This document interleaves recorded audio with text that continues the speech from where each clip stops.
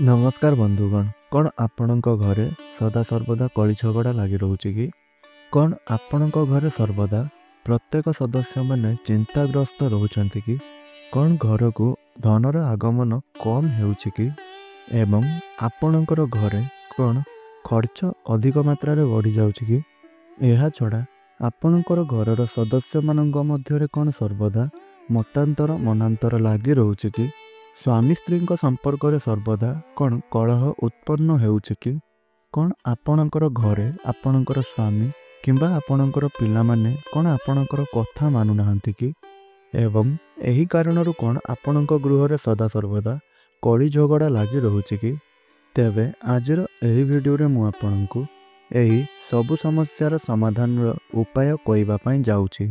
तेबे फ्रेंड्स, जदि आपण माने सही सबु समस्यार समाधानर उपाय जानिबा पई चाहुछंती ताहाले आपण माने हमर एही भिडियोटी को शेष पर्यंत निश्चय देखंतु एवं हमर एही भिडियोटी को गोटे लाइक करी तळे आसुथबा कमेंट बॉक्स रे जय माता लक्ष्मी अवश्य लिखि दियंतु। एहा सहित चैनल टी रे नुवा करी आसीतिले चैनल टी को मध्य सब्सक्राइब करि नियंतु।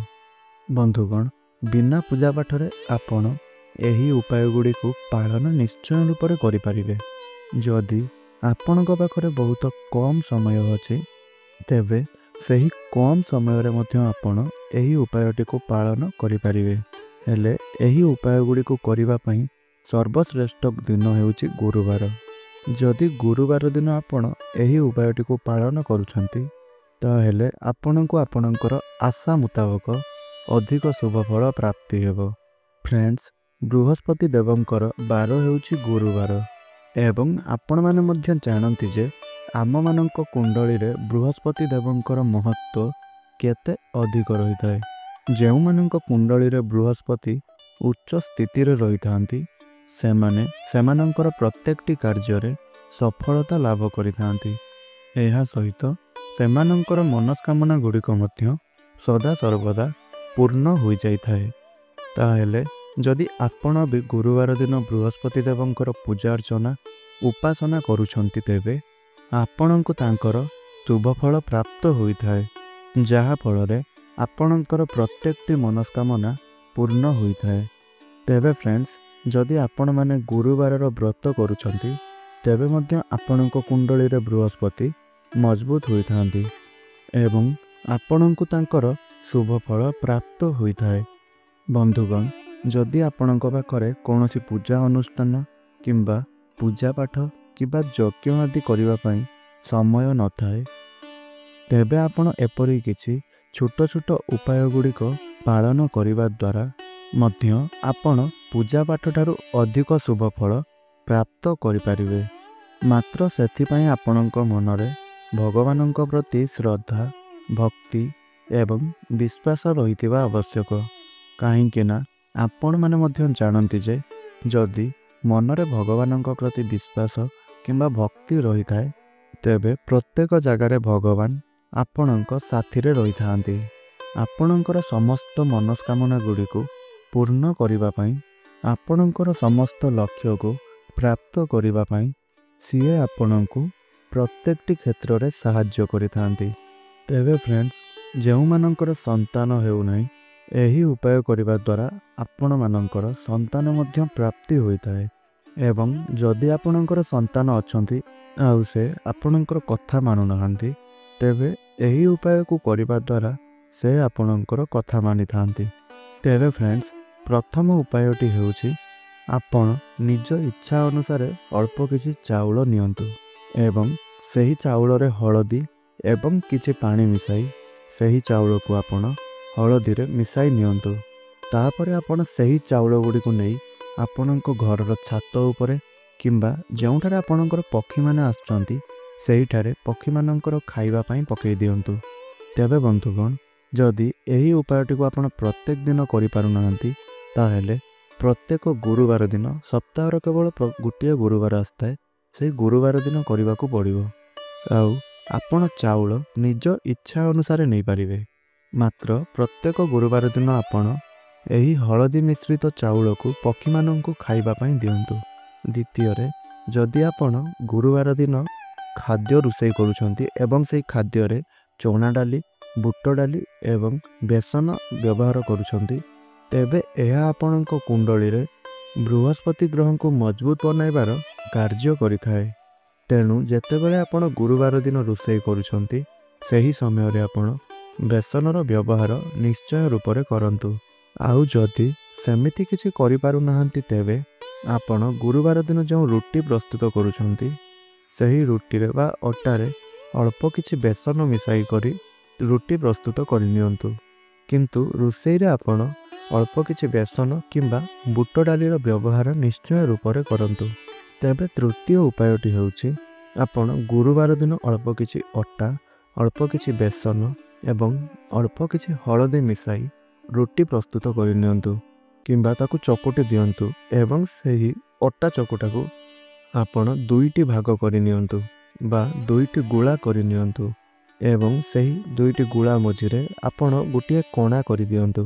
ତା ମଧ୍ୟରେ ଆପଣ କିଛି ଭିଜେଇ ରଖିଥିବା ବୁଟ ଡାଲି, କିଛି ହଳଦୀ ଏବଂ କିଛି ଗୁଡ଼ ରଖିଦିଅନ୍ତୁ ଏବଂ ଏହାକୁ ନେଇ ଆପଣ ଗାଈଙ୍କୁ ଖୁଆଇ ଦିଅନ୍ତୁ।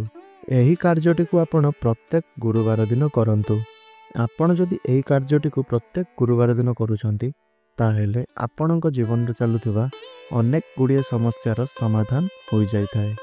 ତେବେ ଯଦି ଆପଣଙ୍କର ବିବାହ ସମ୍ବନ୍ଧିତ କୌଣସି ବି ସମସ୍ୟା ଆସୁଥାଏ ଆଉ ଆପଣଙ୍କର ବିବାହ କୌଣସି ବି ଜାଗାରେ ସ୍ଥିର ହୋଇପାରୁନାହିଁ, ତେବେ ଆପଣ ଏହି ଉପାୟ ଗୁଡ଼ିକ କରିବା ଦ୍ୱାରା ଆପଣଙ୍କର ସେହି ସମସ୍ୟା ଗୁଡ଼ିକ ସମାଧାନ ହୋଇଯିବ। ଏହା ସହିତ ଆପଣଙ୍କର ବିବାହ ମଧ୍ୟ ବହୁତ ଶୀଘ୍ର ସ୍ଥିର ହୋଇଯିବ। ଏହା ବ୍ୟତୀତ ସବୁଠାରୁ ଗୁରୁତ୍ୱପୂର୍ଣ୍ଣ ଉପାୟଟି ହେଉଛି, ଯେତେବେଳେ ଆପଣ ଗୁରୁବାର ଦିନ ସ୍ନାନ କରୁଛନ୍ତି, ସେତେବେଳେ ଆପଣ ସ୍ନାନ କରୁଥିବା ଜଳରେ ଅଳ୍ପ କିଛି ହଳଦୀ ମିଶାଇ ସେହି ଜଳରେ ସ୍ନାନ କରନ୍ତୁ ଏବଂ ସ୍ନାନ ପରେ ଯେତେବେଳେ ଆପଣ ପ୍ରଭୁ ସୂର୍ଯ୍ୟ ନାରାୟଣଙ୍କୁ ଜଳ ଅର୍ପଣ କରୁଛନ୍ତି, ସେତେବେଳେ ମଧ୍ୟ ସେହି ଜଳରେ ଆପଣ ଅଳ୍ପ କିଛି ହଳଦୀ ମିଶାଇ ସୂର୍ଯ୍ୟଦେବଙ୍କୁ ସେହି ଜଳ ଅର୍ପଣ କରନ୍ତୁ ଏବଂ ଗୁରୁବାର ଦିନ ଆପଣ ନିଶ୍ଚୟ ରୂପରେ ହଳଦିଆ ରଙ୍ଗର ବସ୍ତ୍ରର ଧାରଣ କରନ୍ତୁ। ଏହା ସହିତ ନିଜର ମଥାରେ ଆପଣ ହଳଦୀର ଟୀକା ମଧ୍ୟ ଲଗାନ୍ତୁ ଏବଂ ଯଦି ଆପଣ ନିଜ ଗୃହରେ ଭଗବାନ ଶ୍ରୀହରି ବିଷ୍ଣୁଙ୍କର ପୂଜା ଅର୍ଚ୍ଚନା କରୁଛନ୍ତି, ତେବେ ତାଙ୍କୁ ସ୍ନାନ କରାଇବା ସମୟରେ ମଧ୍ୟ ସେହି ଜଳରେ ଆପଣ ଅଳ୍ପ କିଛି ହଳଦୀ ମିଶାଇ ତାଙ୍କୁ ସ୍ନାନ କରାନ୍ତୁ ଏବଂ ଏଥିସହିତ ତାଙ୍କୁ ମଧ୍ୟ କଦଳୀ ନିଶ୍ଚୟ ଭୋଗ ସ୍ୱରୂପ ଅର୍ପଣ କରନ୍ତୁ।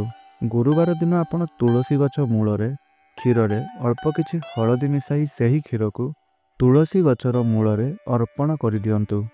ଏପରି ଆପଣ କରିବା ଦ୍ୱାରା ଆପଣଙ୍କ ଜୀବନରୁ ଅନେକ ଗୁଡ଼ିଏ ସମସ୍ୟା ଦୂର ହୋଇଯାଇଥାଏ ଏବଂ ଏହି ଦିନ ଯଦି ଆପଣ ଜଳରେ ଅଳ୍ପ କିଛି ହଳଦୀ ମିଶାଇ ସେହି ଜଳକୁ ଆପଣ ସମ୍ପୂର୍ଣ୍ଣ ଘରେ ସିଞ୍ଚନ କରୁଛନ୍ତି, ତାହେଲେ ଆପଣଙ୍କର ଘରେ ଥିବା ସମସ୍ତ ନକାରାତ୍ମକ ଶକ୍ତି ଗୁଡ଼ିକ ଦୂର ହୋଇଯାଇଥାଏ ଏବଂ ଆପଣଙ୍କ ଗୃହରେ ସର୍ବଦା ସକାରାତ୍ମକ ଉର୍ଜାର ପ୍ରଭାବ ଲାଗି ରହିଥାଏ।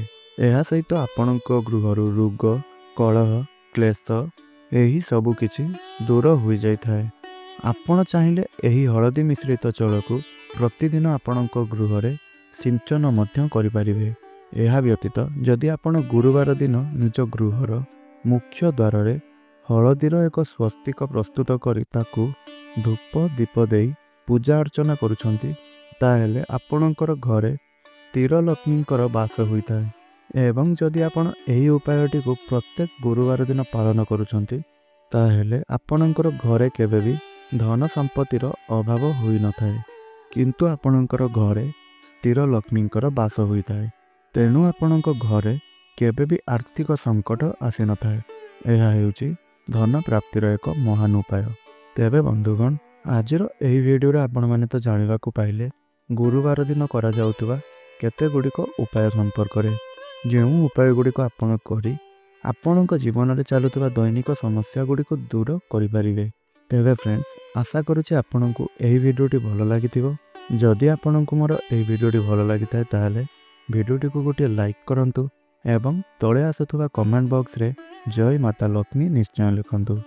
ଏହା ସହିତ ଭିଡ଼ିଓଟିରେ ନୂଆ କରି ଆସିଥିଲେ କିମ୍ବା ଆମର ଚ୍ୟାନେଲଟିକୁ ପ୍ରଥମ ଥର ପାଇଁ ଭିଜିଟ୍ କରୁଥିଲେ, ଚ୍ୟାନେଲଟିକୁ ସବସ୍କ୍ରାଇବ୍ କରିନିଅନ୍ତୁ ଏବଂ ପାଖରେ ଆସୁଥିବା ବେଲ୍ ଆଇକନ୍ଟିକୁ ପ୍ରେସ୍ କରି ଅଲ୍ରେ ସିଲେକ୍ଟ କରିଦିଅନ୍ତୁ। ଏହା ସହିତ ଭିଡ଼ିଓଟିକୁ ଆପଣଙ୍କର ପ୍ରିୟଜନମାନଙ୍କ ସହିତ ମଧ୍ୟ निश्चय रूप से शेयर करंतु। तेबे फ्रेंड्स आज भिडियो को मुझे एट रखुचे पुणी कथा आउ एक नूतन वीडियो माध्यम रहुछि। धन्यवाद। जय जगन्नाथ।